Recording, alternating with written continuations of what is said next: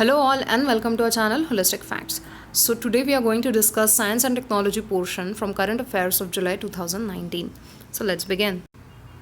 So first news that we are going to discuss is about Gaganyaan. So recently Gaganyaan National Advisory Council has been created with members from different institutions and industry.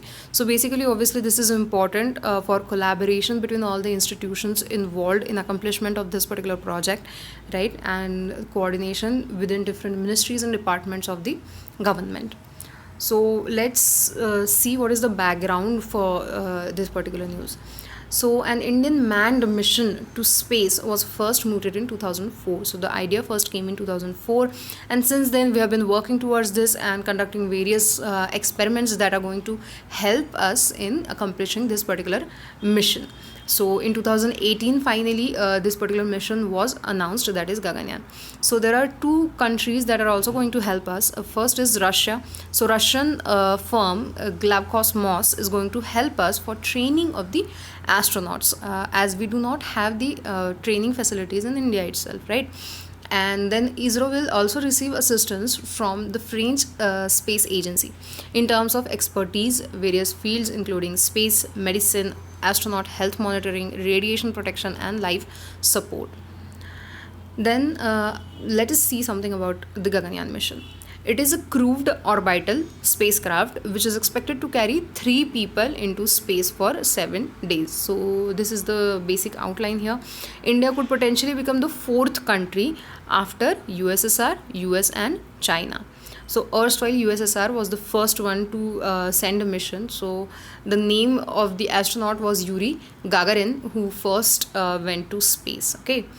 Then the total program is expected to be completed before 2022, and before that obviously there will be 2 unmanned Gaganyaan flights also. This will be test flight before the manned mission is sent. Then GSLV Mk3 is the one that we are going to use.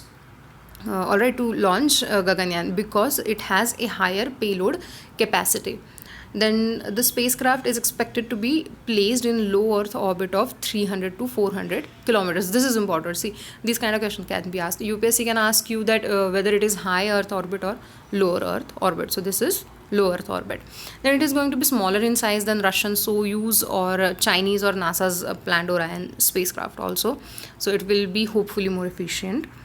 Then there is no formal agreement yet, but ISRO will collaborate with the Indian Air Force and its Institute of Aerospace Medicine, Bangalore, to train astronauts. And mostly these astronauts are going to be pilots, trained pilots.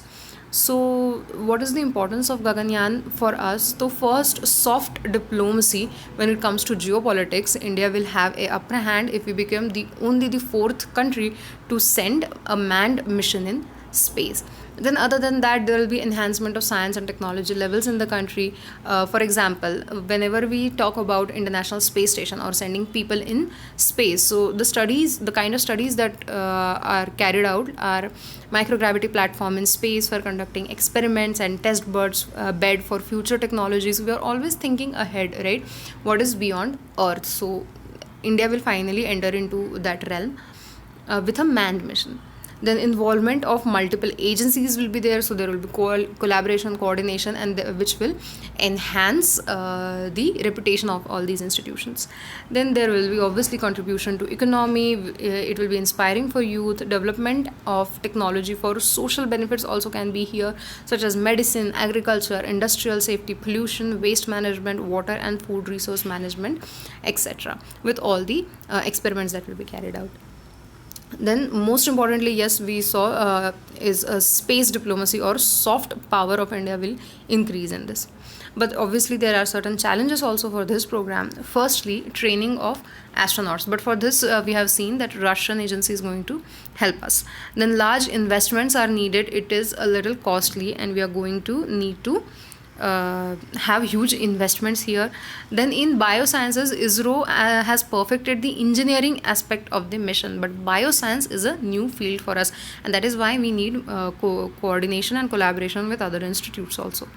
Then radiation in space stations, astronauts receive 10 times more radiation than what people are subjected to Earth. So basically they are in danger there due to radiation. So all these things we need to keep in mind, and we need to first perfect these things, and then only we can send men or people into the space.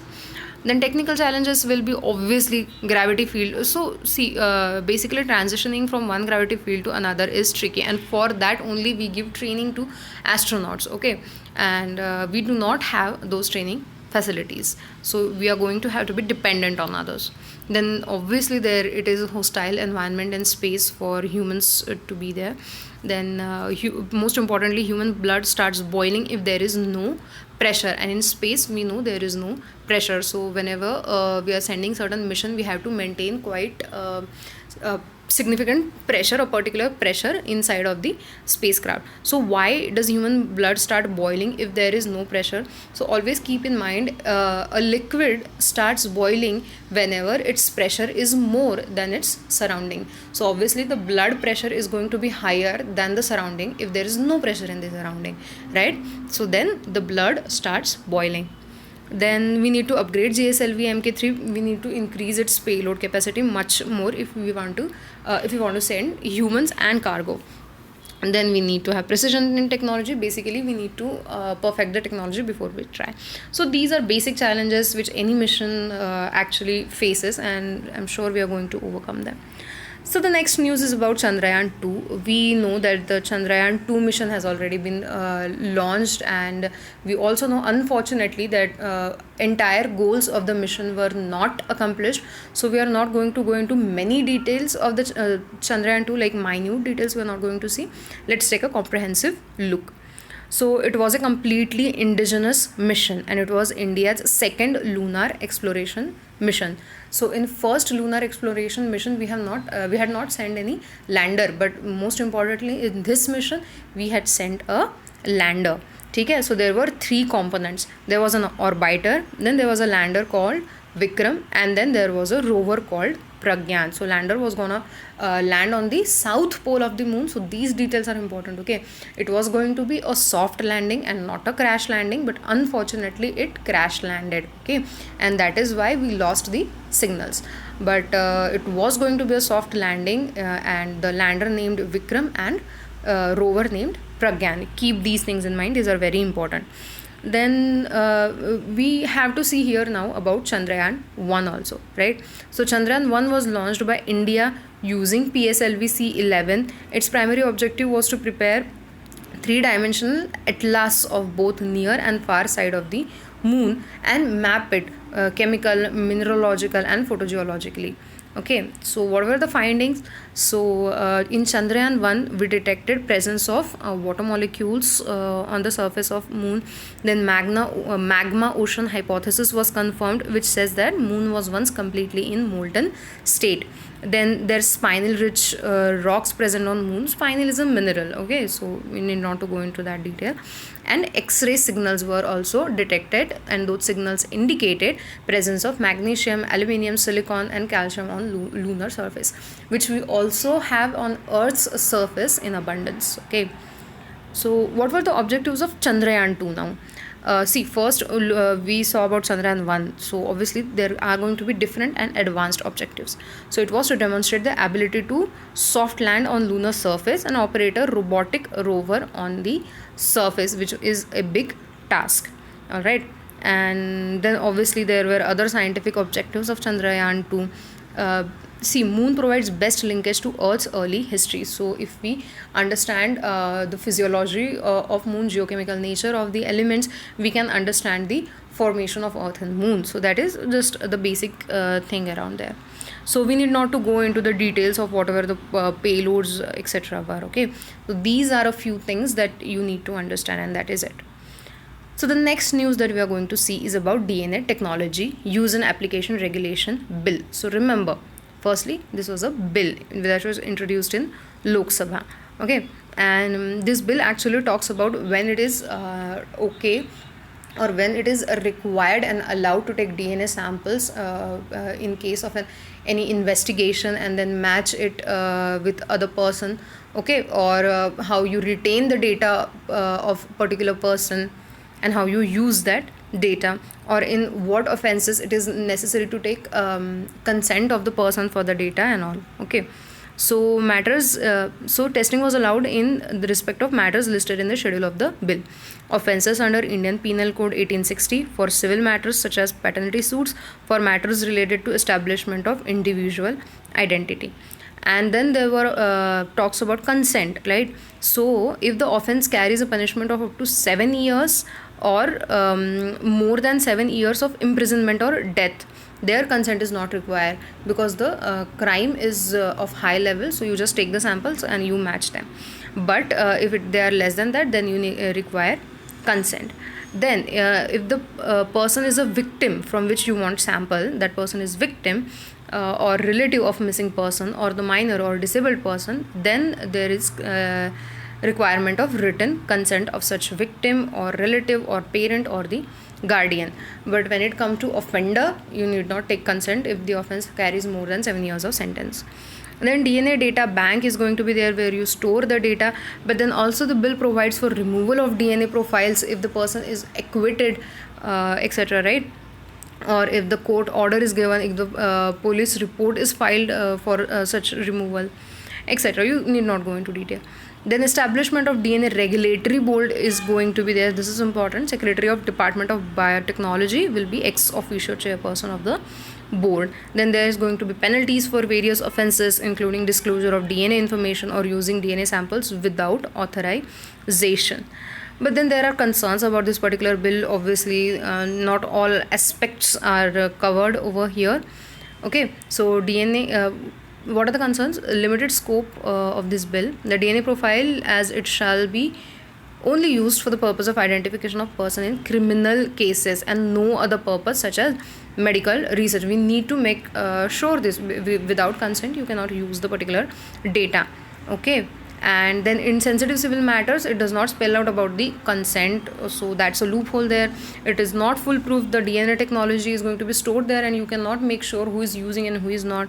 Does not cover procedures involved in particular commercial use of those DNAs.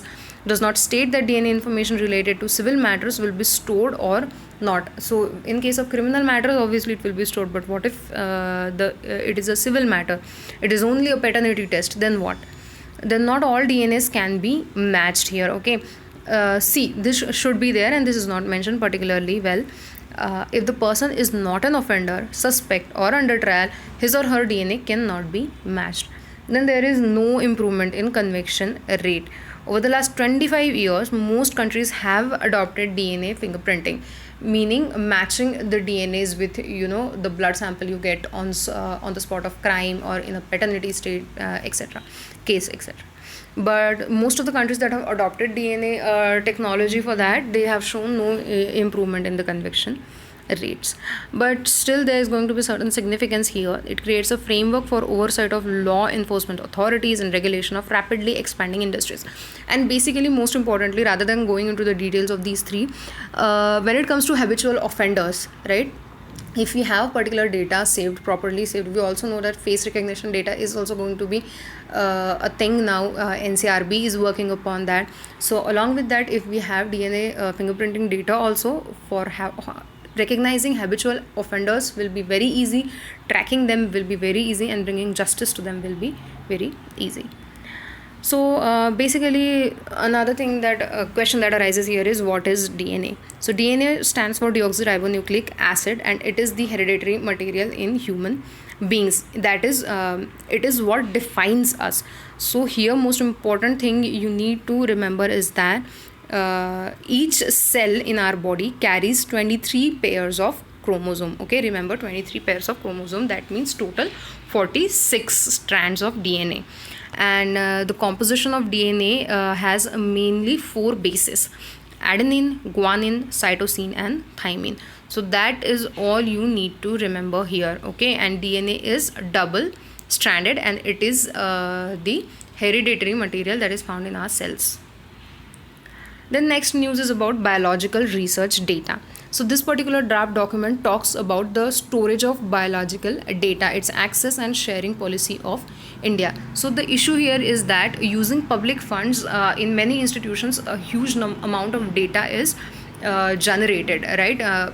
In with respect to any kind of research, but then individual scientists or labs that generate these data, they usually lock the data up and they do not share the data, which then causes what? Duplicity of data. If some other scientists want to carry out similar kind of research and the base research or base data is already available, but that scientist cannot use that data because that data is locked up. So he will now again start the research from the scratch, generate the data, and again utilize huge amount of public funds, and this is what we need to stop. So that framework for that is given here. So what are the broad guidelines here is that under specific circumstances, see, there are going to be two circumstances. Under specific circumstances, when the data is sensitive and exclusive, it cannot be shared at all. It does not matter that if the data is generated using public fund. And then there is other data in which a sharing should be compulsory or managed sharing should be compulsorily there. And in any case, so see, the gist is here that in any case, if you are using data that is derived from humans or people or persons, in that case those persons need to be de-identified. You cannot tell whom you have derived this data from, right? Then there is about timing of release of the data. Why? Because when a particular scientist is generating data, that scientist also needs to have certain rights on those data to carry out successful research, because research industry is also a competitive industry, right? So when it comes to raw data, that is a DNA generated from DNA sequencer, flow cytometer, so basically primary data, all right, it must be shared within 1 year. Then if it is processed data, then within 2 years. And if it is metadata or supplementary data to understand the above two, all right, then it should be released concurrently with other types of data. Then there will be National Biological Data Center where the data will be deposited, and then also there will be a data user agreement. Open access data, for open access data, most data stripped of all personal identifiers. Again, no personal identification should be there, and data that are not subjected to any intellectual property or patent restriction should be made accessible openly. But other than that, when there is managed data, then you have to request for that particular data, and that data will be shared with you. So this is about the data sharing in research field, mainly because public funds are used here. Then we come to artificial intelligence in agriculture. So government has linked a pact with International Business Machine for taking pilot studies to utilize artificial intelligence in agriculture. So first let us see about artificial intelligence. It refers to the ability of machines to perform cognitive tasks like thinking, perceiving, learning, problem solving, etc. So we have many a time heard about artificial intelligence. You feed a huge amount of data, the artificial intelligence device digests this data, analyzes this data, and then when you give any kind of task to this, it is able to think with the help of that data and proceed for a solution. So that is the gist of artificial intelligence. So it has many applications such as healthcare, agriculture, education, smart cities, and infrastructure. When you have data, you have capability to process that data, it becomes easy for policy formations, right? So that's when artificial intelligence can help us because it can process and analyze data quickly also. Then what is the importance of artificial intelligence? It has potential to overcome physical limitations of capital and labor and open up new sources of value and growth. But when this can happen is firstly when we have economies of scale, and secondly we actually have that kind of infrastructure in place. So these are actually our challenges. We have lack of enabling data ecosystem. We do not have awareness of these kind of data systems, and we do not have infrastructure also in place. We do not also have expertise. So there is a long way to go. So now let us see about the news. So there is going to be a pilot study. So it happened already in Kharif crop season of 2019. Okay. So in 3 districts, Bhopal, which is in Madhya Pradesh, Rajkot in Gujarat, and Nanded in Maharashtra. Then IBM will give solution in the field of agriculture through AI and weather technology at village level, farm level, to provide weather forecast and soil moisture information on pro bono basis. So pro bono basis meaning the farmers who are receiving such kind of data, who are receiving benefits of such data, will not be charged. Okay, so it is a big industry using artificial intelligence in agriculture. It will impact 70 million Indian farmers and adding $9 billion to farmer incomes. In 2017, the global AI in agriculture market size was 240 million, and it is expected to increase, obviously. Then there are major factors driving growth of AI in agricultural market. First, there needs to be demand. Then there is need to be infrastructure in place, increasing crop productivity by implementing deep learning techniques. See, all these things can be properly implemented. First, you need to educate people about this, right? Then there come challenges in AI adoption. Okay, obviously. So lack of trained professional is the first. Only around 4% of Indian AI professionals are trained. Okay, AI can prove extremely expensive, and small farmers most probably will not be able to benefit from this. Then lack of infrastructure in agriculture is there. Then lack of familiarity with such kind of techniques. So even if the technique is available, you are not sure whether it will be adopted by the farmers or not. Then decrease in employment will be there. This is the most important problem we have. Since independence, we have had this debate whether we should go for capital intensive industries or labor intensive industries, and we are more and more nowadays going towards capital intensive, and the requirement for labor is coming down because of use of these machines. But we need to understand here, we cannot also achieve growth without machines, so we need to strike a balance here. Okay, so there are going to be various methods, like here it is given smart drones, autonomous tractors, soil sensors, weather forecast, which will help farmers a lot. They won't have to brainstorm on these all things. So another main point here is that you have to incentivize the farmers, and incentivizing means you're going to make gonna have to make the technology affordable and attractive, meaning you will have to give subsidies also in this. Okay, then it will be either costly for farmers or either it will be costly for the government. Then so far, what are the steps taken for AI? Center of Excellence in Artificial Intelligence by National Information Center, which is a platform for innovative new solution in AI space, a gateway to test and develop solutions for projects undertaken by NIC at central and state level.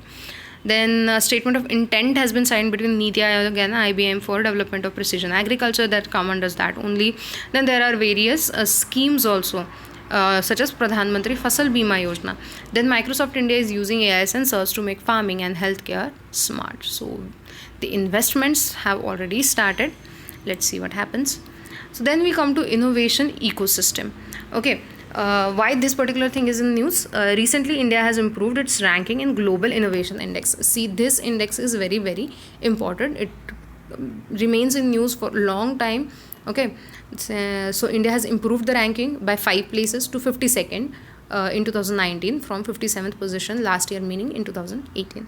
So 2020 has not come yet, it will. So innovation has been defined here in this index as commercially successful exploitation of new technologies, ideas or methods by introduction of new products or processes, or by improvement of existing ones.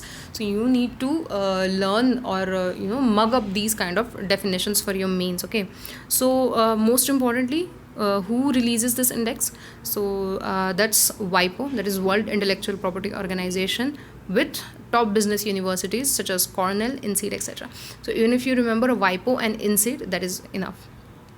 Measures innovative capacity outputs of 129 economies using 80 indicators. And this year India hosted, so this year meaning in 2019, India hosted the launch of this particular index, and the theme was creating healthy lives, the future of medical innovation, which is very significant for India in case of pharmaceutical in medical innovation. So we are an emerging economy, and India actually interestingly is also called as pharmacy of Asia. Okay, so this was very significant for us.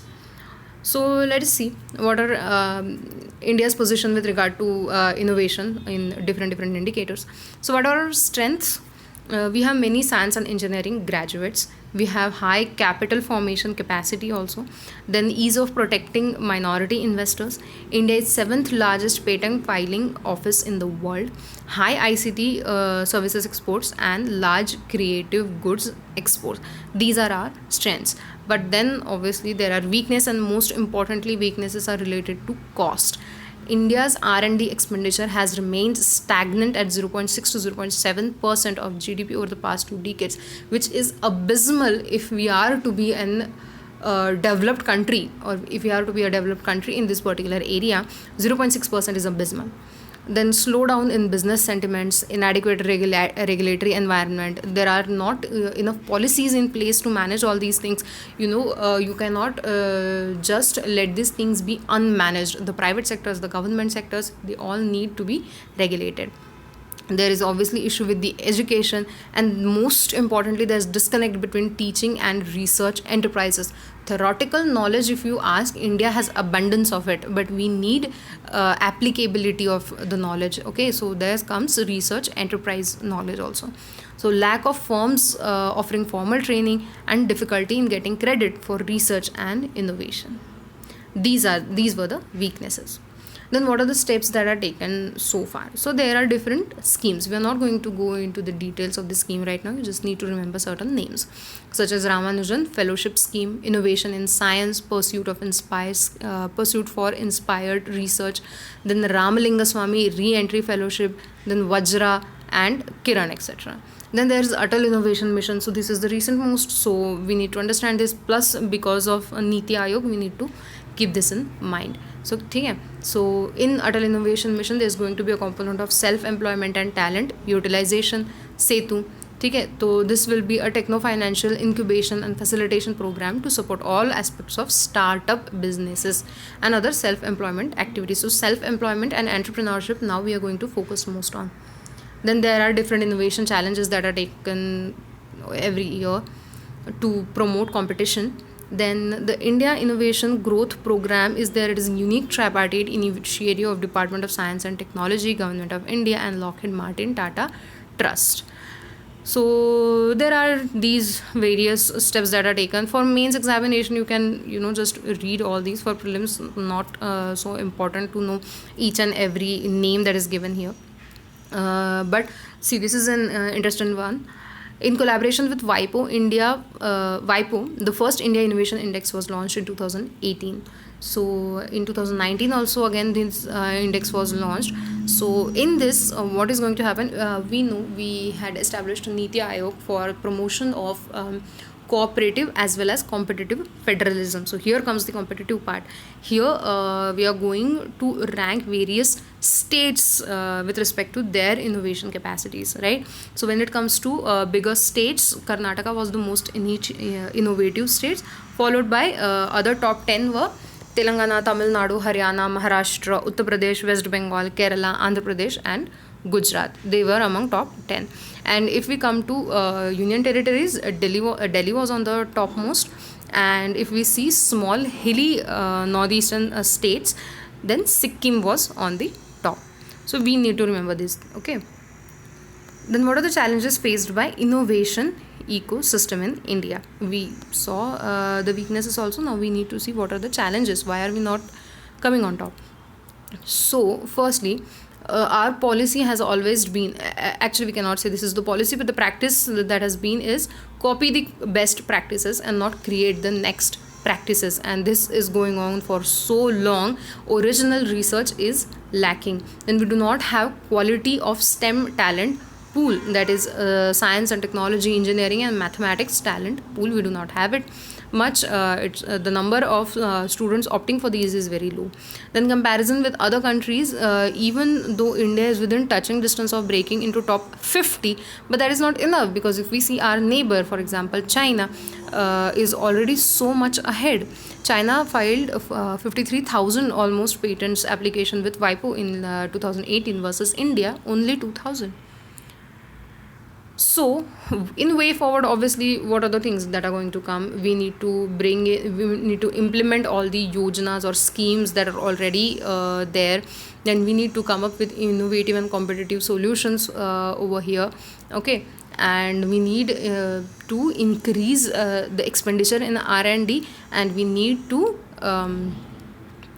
increase the investments, foreign investments in our institutions. And furthermore, when you are writing answers in mains, these are the certain lines that you can exactly use just as is, and which will add some weightage to your answer. For example, we should not believe in just publish or perish, which happens in our institutes nowadays. Like for getting promotion as a scientist, from scientist level C to D to E to F, you need to have certain number of publications under your name, and if not, then you will just perish. So publish or perish. What we need is patent, publish and prosper. We need to promote, we need to incentivize them and not scare our researchers, right? So this was about the innovation index, and here it is important for us to know what India's performance has been in innovation ranking so far. So according to the GII, India is the most innovative country in Central and Southern Asia since 2011. So in Central and Southern Asia, India is on the top. Remember this always.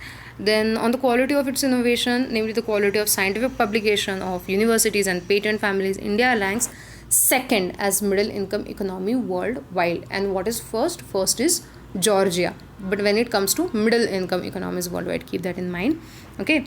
And yeah, overall India's rank is constantly improving. In 2015 it was 81st, then 57th in 2018, and then 52nd in 2019, right?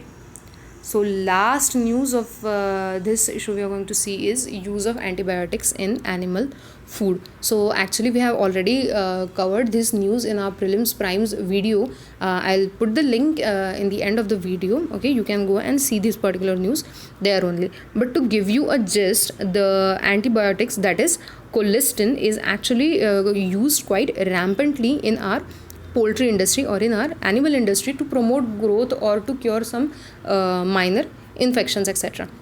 But we need to know that when we consume these animals or the food that has colistin in it, we are also getting microdosed of by this particular colistin, and the bacteria that we have might become resistant to these. So whenever we are releasing new kind of antibiotic in the environment, there is a chance that bacteria or microorganisms are going to create resistance against that antibiotics. So doctors, they use colistin as last resort antibiotics, because maximum antibiotics that we have created so far have some or the other kind of bacteria that are resistant to them. Okay, and then when we talk about these drug resistance bacteria, they just do not respond, and the infection just goes on increasing and increasing. So hence we do not have a large number of bacteria or microorganisms that are resistant to colistin, and hence doctors use colistin as last resort to treat major infections. Okay, and if we constantly use colistin like an over-the-counter drug, then in environment there are going to be growth of microorganisms that will be resistant to colistin, and we will not have even the last resort antibiotics. Okay, so that's why India has now decided to ban the use of unprescribed colistin, and specifically it should not be used for poultry and animal industry. So that is it for this video, friends. I hope you liked it, and I hope you understand that this video has covered all the aspects related to prelims preparation 2020. So if you liked our video, please like, share and subscribe to our channel Holistic Facts, and keep watching, keep learning. Thank you.